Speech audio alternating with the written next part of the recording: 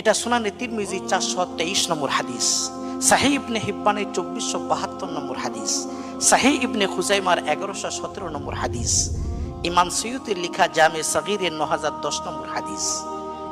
শেখ আলবানী সিলসিলাতুল আহাদিস সাহিয়া কিতাবে 2361 ক্রমিক নম্বরে এই হাদিসের সনদ সম্পর্কে লিখেছেন সাহিহুন আলা শারতিশ শাইখাইন। এই হাদিসের সনদ ইমাম বুখারী ও ইমাম মুসলিমের শর্ত মাফিক সহিহ।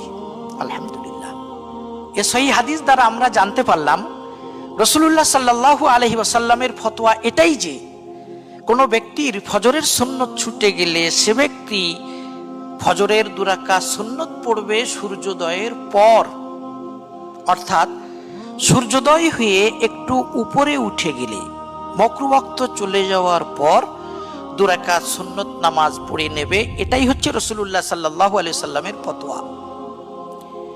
এখানে বিশেষ উল্লেখযোগ্য কথা হলো ইমাম তিরমিজি রাহিমাহুল্লাহ সুনানে তিরমিজিতে 423 ক্রমিক নম্বরে এই হাদিসটি বর্ণনা করার পর লিখেছেন ওয়াকাদ রুবিয়া আন ইবনে উমারা আন্নাহু ফাআলাহু। বিশিষ্ট সাহাবী আব্দুল্লাহ ইবনে উমর রাদিয়াল্লাহু তাআলা আনহুমা থেকে বর্ণিত আছে যে তিনি এরই উপরে আমল করতেন।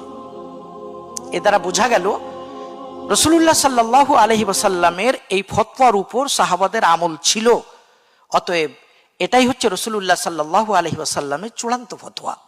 সম্মানিত দর্শকবৃন্দ, অবাক কাণ্ড, রাসূলুল্লাহ সাল্লাল্লাহু আলাইহি ওয়াসাল্লামের এই সুস্পষ্ট ফতোয়ার বিরুদ্ধে বর্তমান যুগের হাদিস আমলের দাবিদার এক শ্রেণীর ভাইয়েরা বলেছেন যদি কোনো ব্যক্তির ফজরের সুন্নত ছুটে যায় তাহলে সে ইমাম সাহেবের সালাম ফেরানোর পর